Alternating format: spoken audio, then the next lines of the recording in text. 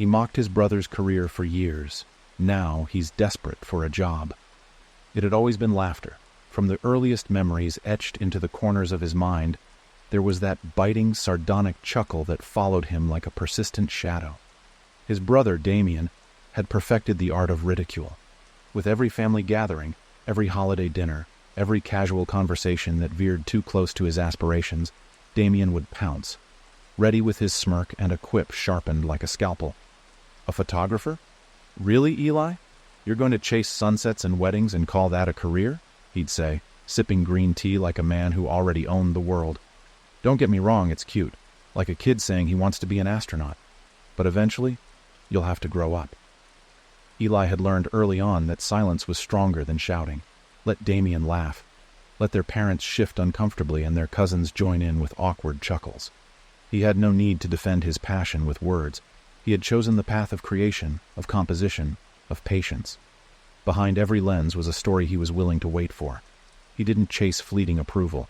He chased moments, truthful, raw, unpredictable moments, and he captured them, quietly, consistently, with obsession.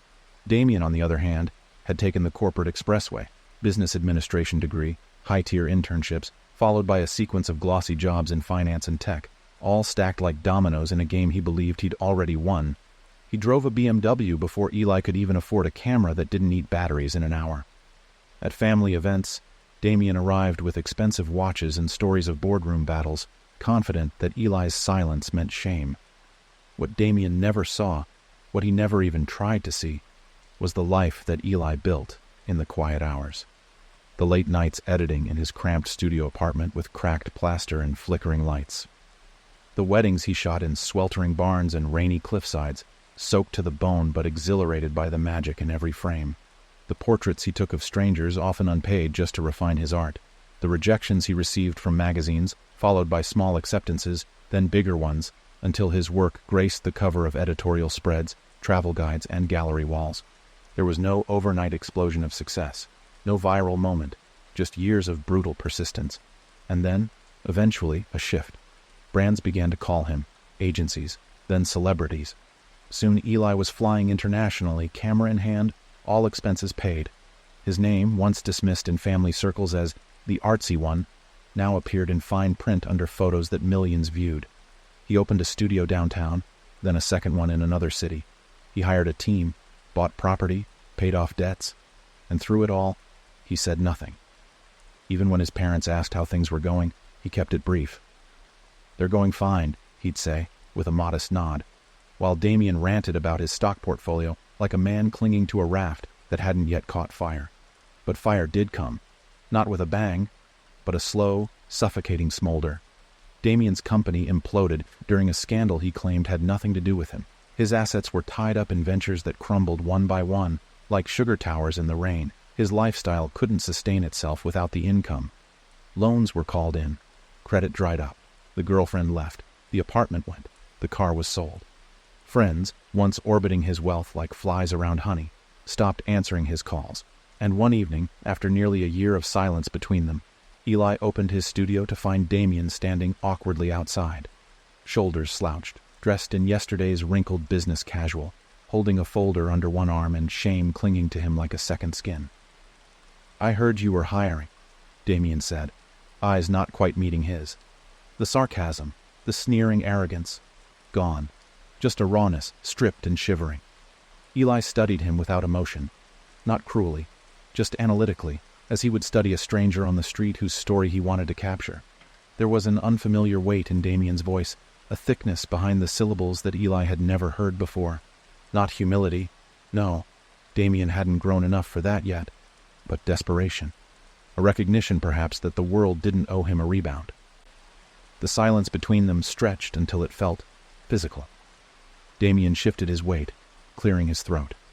"I've got experience in operations, marketing, team leadership. I thought maybe, with your expansion, maybe you could use someone. I'm willing to start wherever you need." Wherever you need. That phrase held a quiet, poetic irony. Years ago, when Eli was stringing together 2 part-time gigs to afford gear, Damien had joked during a Thanksgiving dinner that maybe Eli should get a real job at the very studios he now owned. You'd make a decent assistant, he'd laughed, or you could fetch coffee for the real creatives. Now, those words returned like a boomerang drawn from memory's sheath. But Eli didn't laugh. He didn't sneer. He didn't humiliate. That would have been too easy. No, instead he stepped aside, gesturing for Damien to come in. Not out of mercy, but with the same measured detachment he gave all decisions. Let the past speak for itself. Let Damien stand in the world he had once mocked. Let him breathe the air of the very passion he had called a fantasy. Inside, the studio was alive with movement, editors adjusting light balances, assistants organizing travel logistics, models flipping through portfolios, walls adorned with framed works, each telling stories that spanned continents and cultures. Damien's eyes flickered across it all with barely concealed disbelief. This was not a hobby. This was an empire. Eli led him upstairs to the mezzanine, where glass panels overlooked the studio floor. A private office sat waiting, not ostentatious, but sleek, elegant in a way that said, everything here was built, not given. He motioned to the chair across from his desk. Tell me, Eli said, folding his hands calmly. What exactly do you think you bring to this business? The question wasn't rhetorical. He genuinely wanted to know. Not because he needed Damien, but because this was the moment Damien had to define himself without the props of entitlement. Damien faltered. I've managed teams, created efficiency protocols, helped scale projects from mid-level to enterprise level. I know structure. I can implement systems, streamline workflows. It was a good answer, a practiced one. But Eli could tell it had never been used to ask for help before. That, more than anything, made it honest. He didn't respond right away. Instead, he leaned back, letting the weight of the moment settle. You mocked this, Eli finally said, voice even, for over a decade. Damien flinched, just slightly. I know. I was wrong. You said I'd never make real money doing this, that it was a phase, a hobby, a way to avoid adult responsibilities. I know. Damien swallowed, eyes finally lifting. And I was an arrogant prick about it. No deflection, no denial. That, at least, was something. Eli stood, walked to the glass, and looked down at the bustle below. Every person in the studio had once been him. Ignored, underestimated, dismissed. They had built something sacred together. He would not desecrate that space just because family had finally come to collect the inheritance of mockery. I'll think about it, Eli said. But understand, if you're here, you start at the bottom. No special treatment, no shortcuts. You earn your place. Just like I did. Damien nodded, the weight of his own words from years past pressing down like invisible shackles. And with that, Eli returned to his desk. Not vindicated, not triumphant, just steady, unshaken, and still building. The story wasn't over. Not by a long shot. The first thing Damien noticed when he arrived the next morning, 30 minutes early, shirt pressed, breath mint-tinted and nerves sharpened, was that no one looked at him with recognition. Not a flicker of deference, not the wary glances of employees bracing for a boss's arrival. He'd come armed with the assumption that the weight of the last name would grant him some kind of spectral authority. But here, in this world Eli had built from the ashes of scorn and stubbornness, his name meant nothing. He was a stranger, and strangers didn't sit at the throne. They carried cables, fetched equipment, learned names, earned their weight. The studio at dawn was a quiet machine coming to life, humming with the choreography of creators who moved like clockwork. Someone wheeled in a rolling rack of costumes, carefully color-coded, tagged, and steamed, while another worker silently reviewed a shot list projected on a wall. Music played low from an unseen speaker, not the synthetic clatter of radio, but ambient tones that seemed to expand the space with calm precision. He approached the front desk, clutching the folder of resumes and recommendation letters he'd once brandished like a shield. But the receptionist, a tall woman with blue braids and unreadable eyes, didn't reach for it. Instead, she handed him a lanyard. "Intern access," she said simply. "Studio floor only.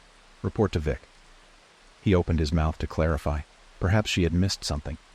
Maybe Eli hadn't informed them. But her gaze was already elsewhere, flicking through emails, the conversation clearly over.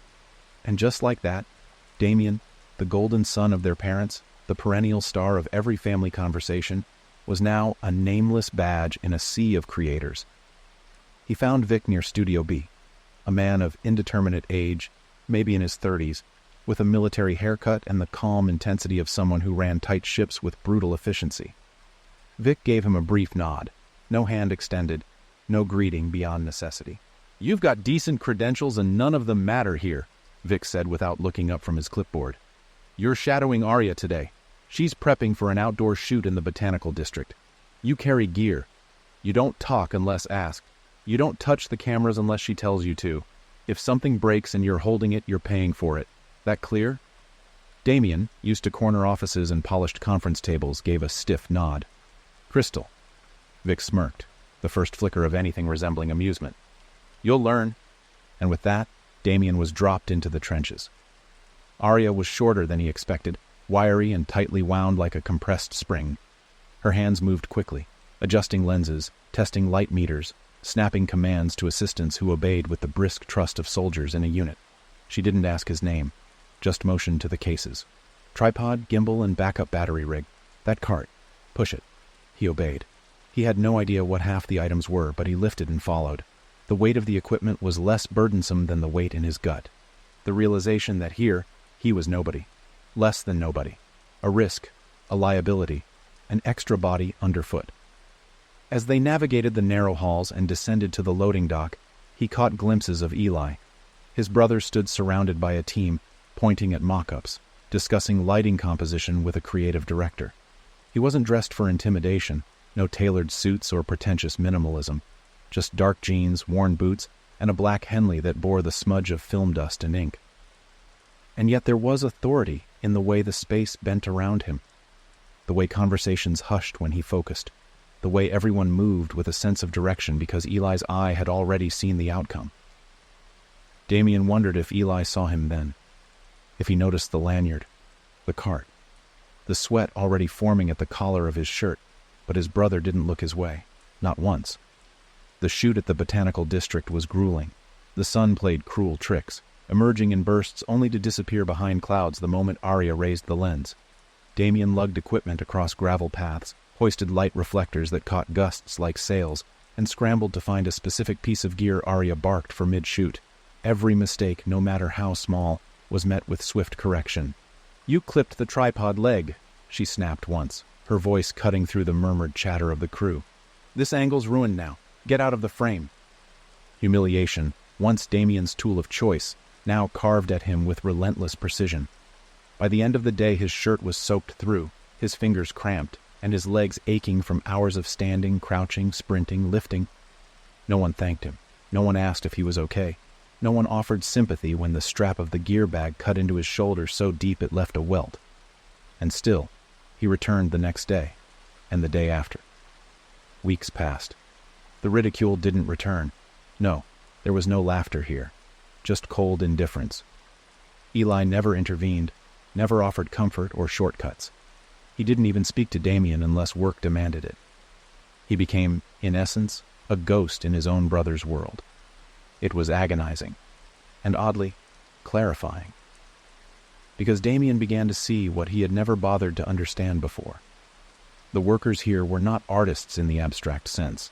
They weren't chasing vague dreams of creativity. They were architects of precision. Every lighting setup, every filter, every prop arrangement had a science behind it. Arya's gruff demeanor was not cruelty. It was exactitude. The editor he'd once dismissed as just cutting videos was a surgeon of emotion, constructing narratives from raw footage with the same care as a composer scoring a symphony. The quietest assistant in the corner knew how to calibrate drones with his eyes closed. The kid who fetched coffee also ran social media campaigns with viral consistency. They were experts. And Eli, his brother, his soft-spoken rival, was not just the eye behind the camera. He was the nucleus, the visionary, the leader who didn't command by volume but by presence. One evening, long after most had gone home, Damien lingered in the studio. He was sitting alone in the editing bay, organizing a mess of backup drives when Eli entered. There was no grand confrontation, no explosion of drama, just footsteps, and then silence. "You've lasted longer than I thought," Eli said finally, leaning against the doorway. Damien turned, eyes heavy with fatigue, throat dry. I underestimated all of it. You, this place, what it takes. Eli nodded once, slowly. You always did. Damien exhaled, rubbing his temple. I wanted to say something earlier, but it felt hollow, like I didn't earn the right. You didn't, Eli said bluntly, but I'm listening anyway. The admission cut, but it was fair. Damien looked around the editing bay, the screens displaying frames frozen in time, the tools of a trade he had scorned for so long. He sighed. I used to think success meant being loud, making the most noise, the biggest deals. Turns out I was just playing a game with no soul. And when the game ends, the noise dies, Eli said. They stood in quiet again. No music, no chatter, just the soft hum of machines and the weight of mutual history. I don't want a shortcut, Damien said finally. I want a second chance to build something real, even if I have to start from the floor and stay there. Eli studied him, as if trying to decide whether this version of Damien was permanent or another costume he'd eventually shed. We'll see, he said. But you're still on probation. One mistake, and you're out.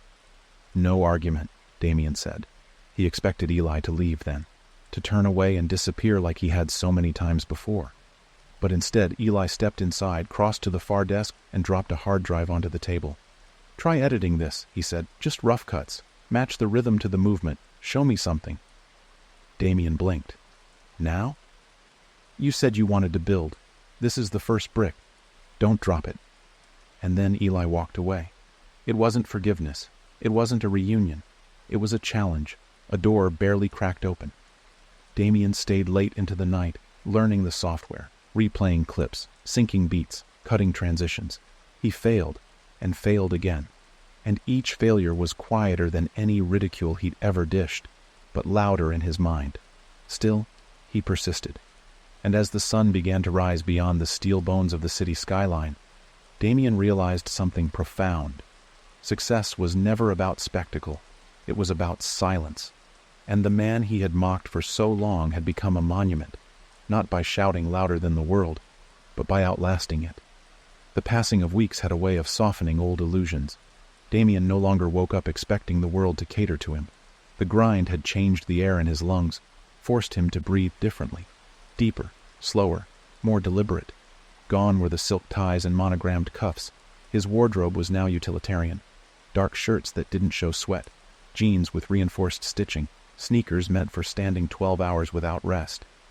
Each day bled into the next with ritualistic precision, but somewhere in the routine, something raw and real began to root in him. He was no longer the outsider merely surviving within Eli's empire. He was becoming part of the machinery. It started in the smallest ways. Arya no longer barked his name with visible contempt. Vic nodded once when Damien anticipated a lens change before it was called. An assistant asked him where a specific battery pack was, assuming he'd know. These weren't overt gestures of praise. They were functional acknowledgments, the kind reserved for those who'd proven they weren't dead weight. In this place, that was more valuable than applause. But Eli remained elusive. He observed from the periphery, offering no special praise, never intervening unless something threatened the integrity of the studio's rhythm. Damien often caught glimpses of him in meetings, speaking with gallery curators or poring over color treatments with editors. He never raised his voice. His presence was like gravity, silent, inevitable, inescapable. Still, Damien wanted more than proximity. He wanted to matter. And that desperate yearning wasn't about validation. Not anymore. It was about earning something he'd never even considered valuable in the past. Respect. One Thursday morning, as clouds hung low like bruises on the sky, Eli called for an internal pitch session, a rare event. The studio was preparing to expand into a new creative vertical, cinematic storytelling campaigns for humanitarian projects, documentary-style pieces, shot across international sites, built on raw emotion and authenticity. Eli wanted fresh ideas, new voices. He didn't say it outright, but the message was clear. If you had something to say, now was the time to say it. Damien hesitated. He wasn't a storyteller. Not yet. His background in corporate marketing had prepared him to spin narratives, yes, but not tell truths. And this wasn't a room where spin survived scrutiny. Still, something pushed him forward. He stayed late that night, poring over clips from old projects, reviewing Eli's past campaigns, studying the mood, the voice, the unspoken principles that held the studio's aesthetic integrity together. He didn't want to imitate it. He wanted to understand it. He began drafting. His idea was simple: a short-form docuseries titled Forgotten Corners. Each episode would spotlight a different overlooked community, people who had been reduced to statistics, their humanity drowned in political rhetoric and bureaucratic silence. The first pilot would focus on a coastal town where rising tides had already displaced hundreds, yet the news cycle barely gave it passing mention. It wasn't flashy. It didn't have celebrity cameos or dramatic drone shots of suffering. It was about intimacy, eye contact, breath, silence, the kind of story Eli captured so effortlessly. He polished it relentlessly, cutting and reshaping until the pitch felt like it could stand without his presence. Then, without ceremony, he submitted it to the internal review queue. For days, nothing. Then Vic approached him at lunch, dropped a folder on the table and said, "Eli wants to see you." Now. No expression. No context. Damien followed. Eli's office was flooded with soft light through floor-to-ceiling windows. The skyline framed him like an accidental portrait. He didn't gesture for Damien to sit, just looked at him, the folder in hand, tapping it once against the edge of his desk.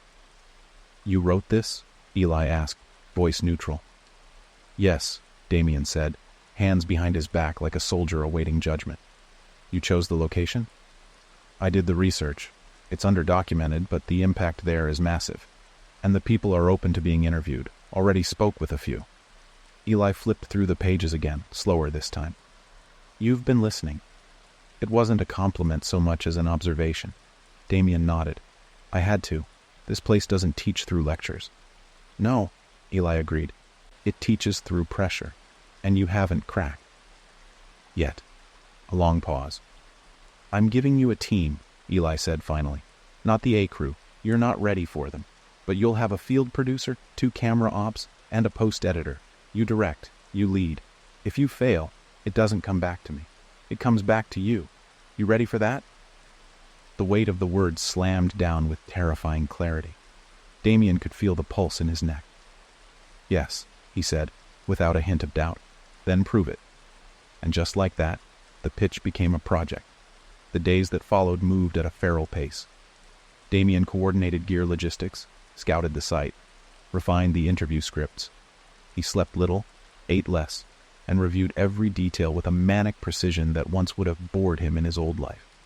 This wasn't about quarterly projections or stakeholder optics. This was about bearing witness to real stories and making sure they were told with dignity. His team arrived skeptical. The field producer, Lena, had been with the studio for 6 years and had the cold-eyed calm of someone who'd seen too many crash-and-burn first-timers. The camera ops, Luis and Mina, were younger but equally wary, used to following Arya or Vic, not some ex-corporate intern who'd only recently stopped tripping over tripods. Damien didn't try to impress them. He didn't brag or demand authority. He listened, took notes, accepted corrections, and gradually the skepticism began to fade. They arrived at the coastal town at dawn. The sky was a bruised gradient of grays and yellows, the air thick with salt and decay. Houses half swallowed by the sea stood like broken teeth along the shoreline. A fisherman named Thomas met them first. Early 40s, sun-battered skin, eyes haunted but steady. He led them through the ruins of his childhood street, pointing out which foundations used to hold homes, schools, stores. "Used to be a bakery right there," he said, his voice barely above the breeze. "Smelled like vanilla and fresh bread every morning. Now the ocean eats it piece by piece." Damien didn't interrupt, didn't script his reactions. He let the silence hang. Luis adjusted the frame. Mina tracked the focus. Lena whispered time codes. Thomas continued, unprompted, his words unspooling like an old reel. By nightfall, they had captured 5 full interviews, each more devastating than the last, not because of the trauma, but because of the quiet resilience threaded beneath every sentence. These were not victims begging for help. They were people demanding to be seen. Back at the hotel, Damien reviewed the dailies, headphones clamped tight, the footage vibrating through his chest.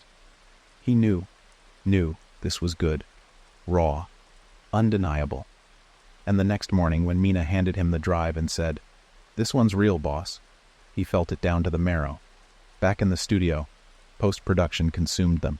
He worked shoulder to shoulder with the editor, slicing each segment with surgical restraint. No melodrama, no score-swelling manipulations, just truth. The final cut ran 6 minutes and 43 seconds. They titled it simply, Tidefall. When they screened it for internal review, the room fell into that sacred kind of silence only reserved for something that lands deep in the collective gut. Eli watched without blinking, and when it ended, he looked at Damien. "Good," he said. Just one word. But in Eli's world, one word could be more thunderous than applause. A week later, Tidefall premiered as part of the studio's online docuseries launch. It went viral, not in the explosive, empty way viral content usually traveled, but with intent. Environmental organizations reached out. Schools requested screening rights. Journalists referenced it. Donors mobilized.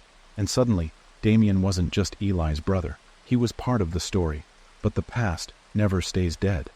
It came clawing back one night when their mother called, a rare thing these days. Damien answered, expecting the usual coded concern, the roundabout inquiries about whether Eli had come around, whether they were healing. But her voice was tight with something else. "Your father's being audited," she said, "and the firm he's been working with is pulling away. We need to liquidate some assets. We were hoping perhaps Eli could help us, or you, now that you're working with him." There it was, the entitlement, the expectation. Even after all the silence, after the humiliation and the fall, they still saw Eli's success as a family resource, a trophy they could cash in, an inheritance. Damien didn't explode. He just said quietly, "You mocked him for 20 years. I mocked him. And now that you need help, you want to knock on the same door you locked shut?" A pause. "That's not fair," she said. "We were just worried."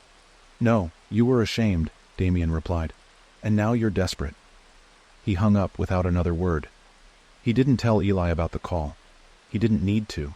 It wasn't Eli's burden to carry. This story wasn't about vindication anymore. It was about building something that couldn't be bought, begged, or borrowed. And Damien wasn't just in the empire now. He was part of its foundation. The studio at dusk took on an otherworldly hum, its heartbeat pulsing through wires, editing suites, and the scent of ink and warm circuitry. Shadows stretched long across the floors where models once posed and arguments about aperture turned into victories of light. Here, under the low haze of halogen fixtures, surrounded by shelves of unused negatives and screens bathed in spectral glow, Damien found himself more present than he had ever been in his former life. The old Damien, the one who wore arrogance like armor and tossed cruel quips like breadcrumbs at family gatherings, was long buried beneath calloused hands and raw-eyed edits. He had become a fixture in Eli's world, though never its center. He knew that, and he accepted it. But comfort is a shapeshifter. It slinks in during quiet hours, masquerading as peace when, in truth, it is only the lull before disruption. The storm returned not with a roar, but with a name. Victor Alden. Damien saw it first in a meeting agenda left on a communal table. Just a list of bullet points, a roster of upcoming pitches for corporate partnerships. At the bottom, highlighted in gold font, Victor Alden, Strategic Investment Pitch Meeting, Thursday, 3 p.m. He hadn't seen that name in almost 6 years. Not since the last finance summit he'd attended, back when he was still perched atop the pedestal of sleek arrogance. Alden was an apex predator in the investment world, head of a multinational fund, a man known for breaking companies just to see if they could rebuild themselves stronger. Damien had idolized him once, had even interned under his firm before clawing his way into one of Alden's side ventures. It had ended badly. Damien's recommendations on a risk-heavy investment lost the fund tens of millions. His reputation, already swollen with self-congratulatory praise, popped like a bubble. He was cut loose, blacklisted, not because of the loss, that was part of the game, but because he had refused to take responsibility. Instead, he'd pointed fingers, denied involvement, and fled before the dust settled. Alden never publicly spoke about the incident. He didn't have to. His silence was execution by omission. And now that same man was walking through Eli's doors, looking to partner with the very empire Damien had mocked into being. When Thursday arrived, The tension in the air was almost electrical. Everyone in the studio buzzed around as usual, but with sharper edges. There were murmurs. No one knew exactly who Victor Alden was to Eli, or what the meeting was for, only that it was rare for Eli to entertain outside money. His studio had always been proudly independent, built with the slow grace of sustainable growth. But with international expansion on the table, grants drying up, and new humanitarian projects launching across 4 continents, perhaps the man who once turned passion into survival was now ready to accelerate into the realm of global influence. The meeting took place in the upper conference lounge, a space reserved for serious business and harder conversations. Damien didn't expect to be included, but at 2:40 Eli sent a message via internal chat. "Be in the room, you know him, and I trust your read." The weight of that sentence hit like a lung punch. Damien had never been invited into one of Eli's high-level negotiations. Not even after Tidefall, not even after proving he could lead, execute, and sustain momentum. He was the former mocker, the repenting apprentice, the brother-turned-shadow. But now, Eli was pulling him into the circle, not out of sentiment, but strategy. Victor arrived precisely at 3. He wore the same navy suit Damien remembered from 6 years ago. Perhaps not the same fabric, but the same tailoring, the same gravity. His presence was dense, as though he carried unseen ledgers in his bones. Eyes like glass and gunmetal, voice like silk cut with razors. "Eli," Victor said, extending a hand with a smile so calculated it bordered on architectural, "you've built something extraordinary." Eli, ever the master of minimalism, shook his hand without a smile. "We build slow. That's why it stands." Victor's eyes flicked briefly to Damien, a flicker of recognition passing like a shadow across a moon. "Damien, still in the trenches?" he said smoothly. "Not many exits down here," Damien replied. "But the view's better." A mild chuckle, nothing more. The meeting began. Victor spoke first. He complimented the studio's work, its honesty, its refusal to bend to trend-chasing. He called it narrative-driven capital, and claimed to be interested in becoming a silent partner to expand the studio's reach globally. He presented numbers, generous ones, investment terms, brand integration plans, global media leverage. He offered infrastructure without interference, claimed the studio would retain full creative control. But Eli didn't respond to numbers. He responded to people. "How do you plan to monetize the documentaries?" Eli asked. "We don't put ads on suffering, and we don't license grief." Victor offered his patented half-smile. "Of course not. That's why I'm here. You maintain authenticity. We simply provide the machine that makes it louder. Amplify without distortion. Take Tidefall, for example." "Tidefall wasn't for sale," Damien interrupted. Victor turned slightly, still poised. "Everything is. It just depends who's buying." The room chilled. Eli leaned back, expression unreadable. "What's your endgame?" Victor shrugged, as though admitting to nothing and everything all at once. "I believe in leverage, in attaching my name to things that rise. Your brand is rising, so I'm here. I'll fund your projects, enhance your tech, boost distribution. You'll be able to tell more stories on a bigger scale. If your mission is what you say it is, truth, compassion, clarity, then why not reach as many people as possible?" A long silence followed. Then Eli looked at Damien. "Well?" he asked. "You know him better than I do." Damien could feel the pulse in his throat. Once, he would have jumped at the offer, would have called it brilliance, a masterstroke. But now, he saw the cracks, the too polished delivery, the hidden strings. And worse, he saw himself, the version of Damien that once worked in skyscrapers and laughed at Eli's hobby. He turned to Victor. "Why now?" he asked. "Why us?" Victor smiled like a man about to devour a smaller planet. "Because now you're relevant." Damien looked at Eli, and for the first time he saw what the right answer was, not for himself, but for everything they had built. "No," he said. "It's not worth it." Victor's expression didn't change, but something behind his eyes shifted. "You think I need this?" "I think we don't." Eli stood, slowly, and extended his hand. "Thank you for your time," he said. Victor didn't shake it. He simply gathered his folder, adjusted his cufflinks, and walked out without another word. The door closed behind him like the lid of a coffin. Eli turned to Damien, and for a moment he said nothing. Then, You would have taken that deal once. I would have killed for it, Damien said honestly. Eli nodded. Glad you didn't. And that was all. No praise, no applause, just acknowledgement. And it meant more than any investment ever could. But peace never lingers long. 2 nights later, while finalizing logistics for their next humanitarian campaign in South Sudan, Damien received an email. It wasn't from Victor. It was from a journalist. The subject line, "We need to talk. Alden Capital and your history." The body was concise. Damien, you probably don't remember me, but I covered the fallout from your exit at Alden 6 years ago. Your name was sealed in most of the reports, but sources suggested you were the internal advisor who pushed the Ghana resource deal. Alden's firm buried the damage, but the families affected never recovered.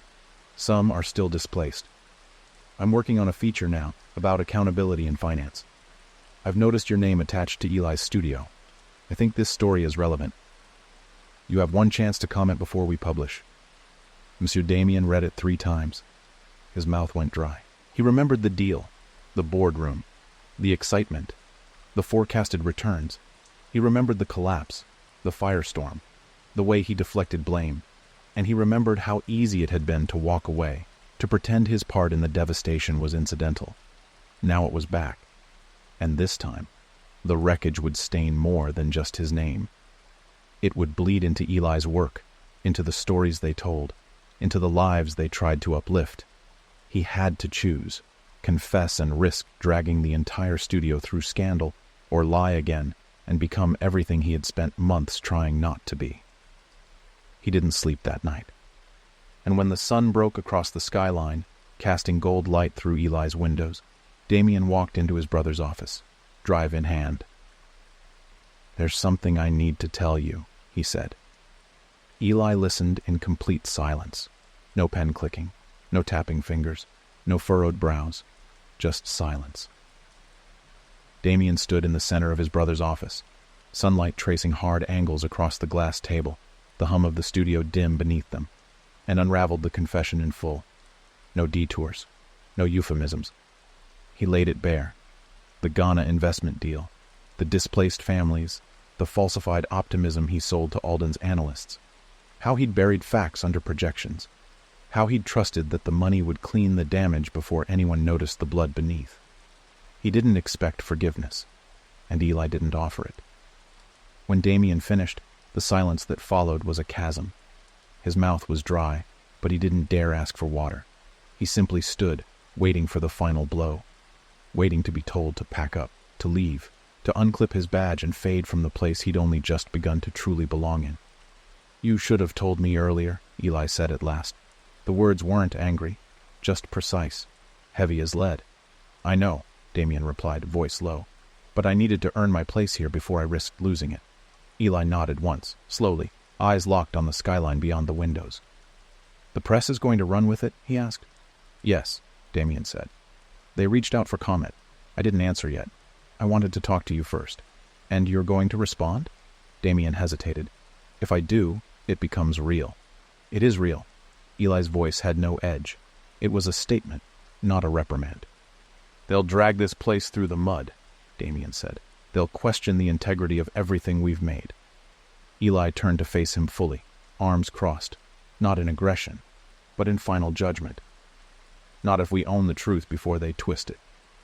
That landed like a stone dropped into still water. For the first time, Damien saw the full depth of his brother's strength, not in his control, not in his silence, but in the steadiness of his spine when everything threatened to tilt. Eli had lived in the storm for years, and while Damien had run from the consequences of his past, Eli had learned to stand tall in theirs. So what do you want me to do? Damien asked. I want you to tell the story yourself, Eli said. We don't hide things here. Not in our work, not in our team. Damien blinked. You want me to go public? Eli nodded, but not in defense, not in shame, in truth. If we believe in accountability, it starts with us. Silence again. But this time, it was acceptance that filled it. That evening, Damien drafted his statement. He didn't bury the facts or soften the edges. He named names, included dates, acknowledged his role, and cited the direct consequences of the deal. He wrote it not as a man seeking redemption, but as someone who finally understood the weight of honesty. At Eli's suggestion, they attached a short video message. Just Damien, a single camera, no edits. He sat in one of the studio's side rooms, bare background, wearing a plain shirt and no mic. Just a single light. "I made a decision years ago that hurt people," he began. "I told myself it was just business, that I was following orders, but I knew what I was doing. I didn't care enough to stop it, and then I ran." He let the silence hold. "Since then, I've tried to hide that version of myself. I thought if I worked hard enough, kept my head down, contributed, I could become someone else. But the truth doesn't disappear. It waits, and now it's time to stop pretending."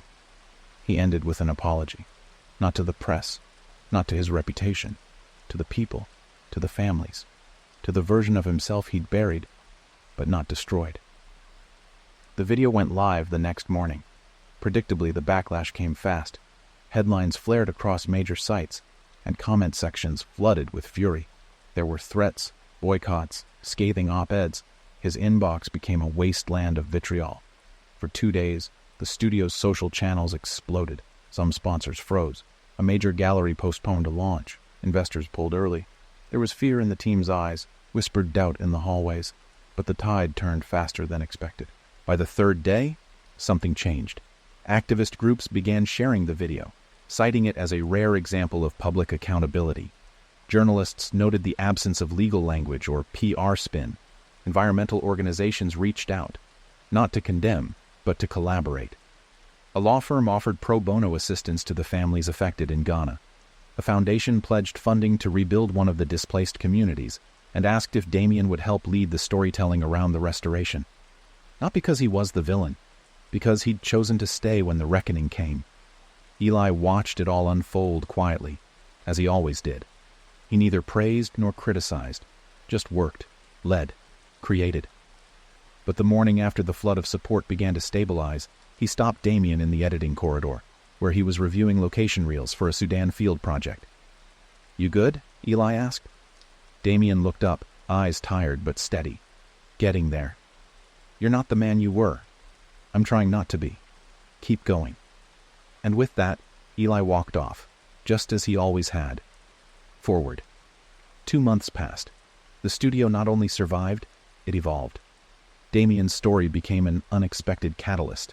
The documentary division expanded, but with stricter ethical guidelines that Eli asked Damien himself to write. They launched a new subseries focused solely on personal accountability, examining the failures of individuals in positions of power, not to condemn, but to understand and rebuild. Tidefall was submitted for international humanitarian awards. The studio won a grant to document ecological collapse in Southeast Asia. Brands returned, with interest, and most notably, the Ghanaian town that had once symbolized Damien's greatest failure became the setting for a new project, titled Reclaim. Eli sent Damien as the lead.